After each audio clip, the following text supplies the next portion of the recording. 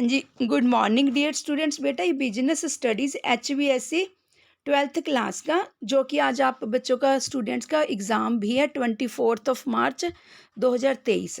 ये very very important questions है बेटा। मैं दो सबसे पहले देखो 10 लॉन्ग क्वेश्चंस है हमारे पास, ठीक है। 10 लॉन्ग क्वेश्चंस है जो कि वेरी वेरी इंपॉर्टेंट है। दो करके वीडियोज़ में अपलोड करती हूँ। सबसे पहले फर्स्ट क्वेश्चन देखिए जी, क्या है। लॉन्ग क्वेश्चन 6 मार्क्स का, ठीक है जी। क्वेश्चन क्या है, प्रबंध से क्या अभिप्राय है, प्रबंध की 4 विशेषताओं का वर्णन करें। आंसर, प्रबंध का अर्थ, प्रबंध वह प्रक्रिया है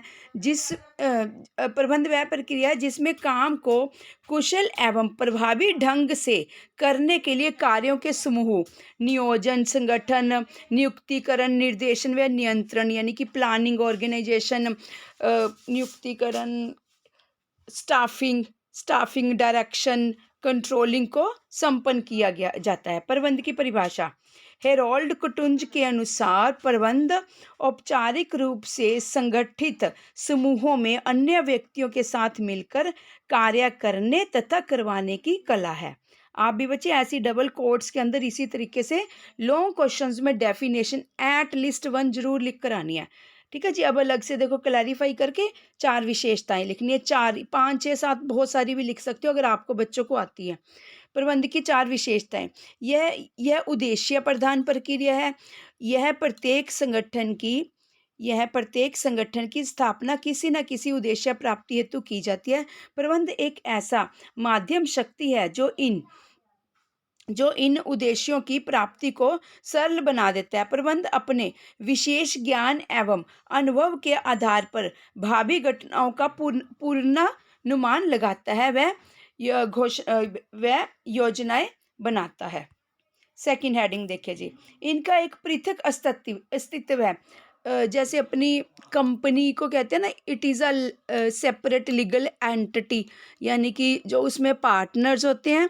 अगर कंपनी लॉस में चली जाती है तो ये नहीं होगा कि जो पार्टनर्स हैं, पार्टनर्स नहीं होते बेसिकली, कंपनीज़ के रजिस्टर्ड कैंडिडेट्स बनते हैं, कंपनीज़ के ना मेंबर्स बनते हैं। कि कंपनी अगर लॉस में चली जाती है, ये नहीं होगा कि उनकी पर्सनल प्रॉपर्टी को कुछ भी आंच आएगी ना। ऐसे कहते हैं कि पृथक अस्तित्व है, इसका एक पृथक अस्तित्व है।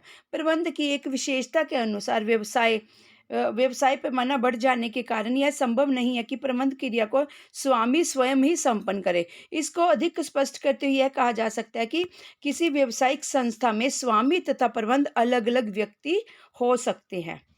थर्ड पॉइंट देखिए जी, यह एक अदृश्य शक्ति है। प्रबंध एक ऐसी शक्ति है जिसको प्रत्यक्ष या मूर्त रूप में नहीं देखा जा सकता, केवल संस्था की सफलता के मूल्यांकन के आधार पर इसकी अनुभूति की जा सकती है। जैसे स्टैंप, वैसे तो हम रियल की अगर कुछ एग्जिस्ट करता है उसको स्टैंप बोलते हैं, पर उसको उसमें क्या बोलते हैं, स्टैंप जो कंपनी जब बन जाती है, और स्टैंप की जगह के बच्चे एकदम दिमाग से स्किप कर गया, सील, ठीक है जी। वो उनकी स्टैंप नहीं कहलाती क्योंकि वो आर्टिफिशियल कंपनी होती है बेसिकली, ठीक है जी। किसी ना किसी मतलब मेन कैंडिडेट को नॉमिनेट किया जाता है कि वो BOD बन जाता है, कंपनी का बोर्ड ऑफ डायरेक्टर बन जाता है।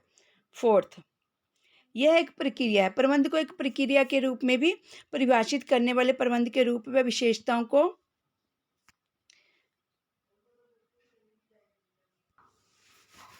फोर्थ पॉइंट देखिए जी, यह एक प्रक्रिया है। प्रबंध को एक प्रक्रिया के रूप में परिभाषित करने वाले प्रबंध के विशेषज्ञों में थियो हेमन, टेरी मैकफार्लैंड, कटुंज तथा ओडोनाल्ड प्रमुख हैं। इन विद्वानों के अनुसार प्रबंध एक प्रक्रिया है जिसमें नियोजन, संगठन, नियुक्तियां, निर्देशन एवं नियंत्रण सम्मिलित है तथा इनका निष्पादन मानवीय एवं भौतिक साधनों के कुशलतापूर्वक उपयोगों द्वारा उद्देश्यों को प्राप्त करने के लिए किया जाता है। जैसे कि मैं बताती हूँ बच्चे, man, money, material, man power. अगर इनमें से जो मैन पावर है अगर वो कुछ नहीं करती तो मैन पावर जो है ना जी, मनी मटेरियल, मशीनरी, वो ऐसी की ऐसी यूजलेस पड़ी रहेगी, ठीक है। तभी यहाँ पर कह रहा है कि भौतिक साधनों की कुशलता यानी कि मैक्सिमम ऑप्टिमाइज्ड यूटिलाइजेशन को वो हमारा कोई ना कोई ऑब्जेक्ट होता है, उनको सभी को कोऑर्डिनेट करके हम अपना टारगेट प्लान अचीव करने की कोशिश करते हैं। चलिए सेकंड क्वेश्चन देखिए जी, प्रबंध के लॉन्ग क्वेश्चन है 6 मार्क्स का। सेकंड क्वेश्चन देखिए, प्रबंध के सिद्धांत का क्या अर्थ है?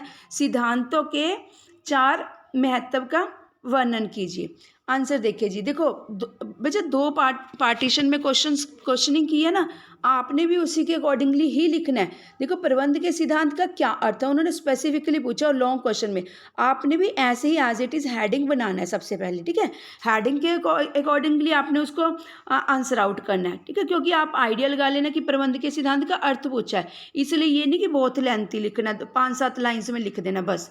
उसके बाद सिद्धांतों के 4 तो लिखने ही लिखने है राजा, ये ध्यान रखना, 1-2 ज़्यादा भी लिख सकते हो। चलिए प्रबंध आंसर देखिए जी, प्रबंध के सिद्धांत का अर्थ, व्यवसाय बड़े पैमाने पर होने के कारण इसमें अनेक समस्याएं प्रबंधक के सामने आती हैं, यानी कि मैनेजर के सामने आती है। इन समस्याओं का समाधान करने एवं व्यवसाय को कुशलतापूर्वक तथा ठीक तरीके से चलाने के लिए प्रबंध को मार्गदर्शन की डायरेक्शंस यानी कि मार्गदर्शन की ज़रूरत होती है। प्रबंध के सिद्धांत प्रबंधक का मार्गदर्शन करते हैं। प्रबंध के सिद्धांत कौन से? हेनरी के, फ्योल के, या तो वो इम्प्लीमेंट कर सकता है, यूज़ कर सकता है, या दोनों के मिक्स करके यूज़ कर सकता है। कोई as such hard and fast rule नहीं है कि प्रबंध के जो सिद्धांत यूज़ करने हैं, यानी कि सिद्धांत क्या होते हैं, कुछ रूल्स रेगुलेशन अपना एक्सपीरियंस गेन करके बनाए जाते हैं ना। हेनरी के भी हैं, फ्योल के भी हैं।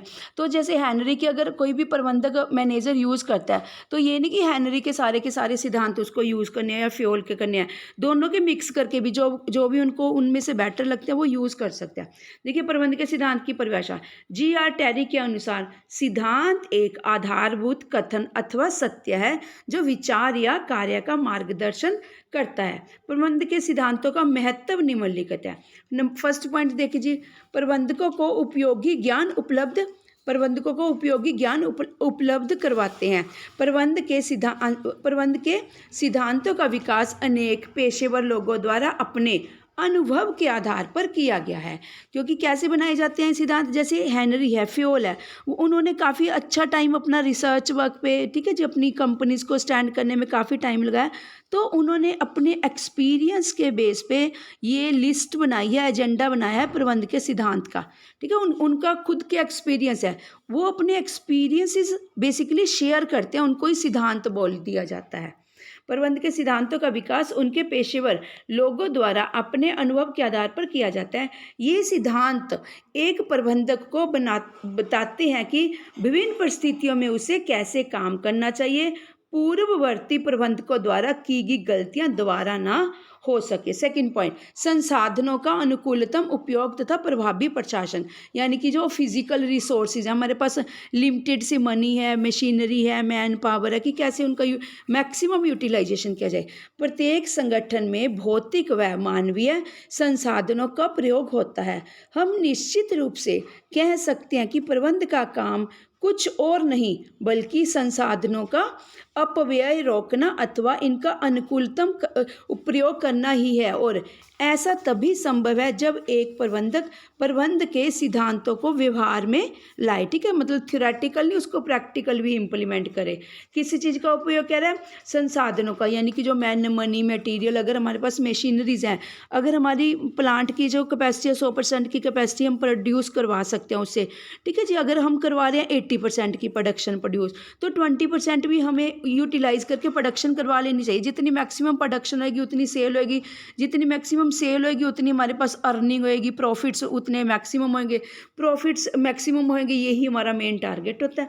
चलिए जी, वैज्ञानिक निर्णय, साइंटिफिक डिसीजन। देखिए वैज्ञानिक निर्णय का अर्थ है कि एक संतुलित निर्णय। प्रबंध के सिद्धांत प्रबंधकों को आवश्यक प्रशिक्षण प्रदान करते हैं, ट्रेनिंग, ताकि वे वैज्ञानिक निर्णय ले सके। प्रबंध के सिद्धांतों के अभाव में प्रबंधकों को भूल एवं सुधार पद्धति को अपनाना पड़ता है। फोर्थ पॉइंट देखिए जी, उत्तरदायित्व पूरा करना। प्रबंध के सिद्धांत प्रबंधकों की कार्य कुशलता में वृद्धि करके उनके सामाजिक उत्तरदायित्व को पूरा करने में मदद करते हैं। अधिक कुशल प्रबंधक अच्छी किस्म की वस्तुएं उचित मूल्य पर तथा हर समय उपलब्ध करा सकते हैं। हर समय उपलब्ध का क्या क्या मतलब है राजे, सोच के देखो। बस 2 क्वेश्चन ही बेटा हिंदी मीडियम में HVAC क्लास 12 बिजनेस स्टडीज़ के डिस्कस करने थे। ये क्या कह रहा है, हर समय उपलब्ध करवाते हैं। देखो हमारे ब्लैक कॉलर लेबर होती है, अगर मान लो उनके पास रॉ मटेरियल ख़त्म होने वाला है या 10% रहते हैं या 20% रहता है, तो वो बाबू को मालिक को पहली 2-4 दिन पहले ही बता के रखेगा, सो दैट कि वो उनको बेसिकली फ्री नहीं बिठाना चाहते होते हम जो मालिक लोग होते हैं कि भाई नहीं लेबर तो सुबह सुबह आएगी, हाँ जी बाबूजी 9 o'clock ऑफिस पहुंचेगी, बाबूजी ये नहीं है उसके क्लिप्स ख़त्म है जी, ये ख़त्म है, तो हमारा जो प्रोडक्शन है वो तो वहीं की वहीं रुक जाएगी ना। इसलिए वो सारा कुछ हर समय पे उपलब्ध करवा के रखते हैं वाइट कॉलर वाले ब्लैक कॉलर वालों के लिए। यानी कि वाइट कॉलर वाले हम किसको बोल रहे हैं, अपने बाबू लोग को, जो हमारे मैनेजमेंट्स होते हैं हायर लेवल के, जो जिनकी कंपनी होती है बेसिकली। ब्लैक कॉलर जो हमने लेबर अपॉइंट की होती है, जिनसे हमने बेसिकली रियल का ऑपरेशनल काम करवाना होता है। चलिए ठीक है बेटा, ये 2 क्वेश्चन है मोस्ट इंपॉर्टेंट है बिजनेस स्टडीज़ के। नेक्स्ट वीडियो फिर से लेके आते हैं 2 लॉन्ग क्वेश्चन 6 मार्क्स के। Thank you students.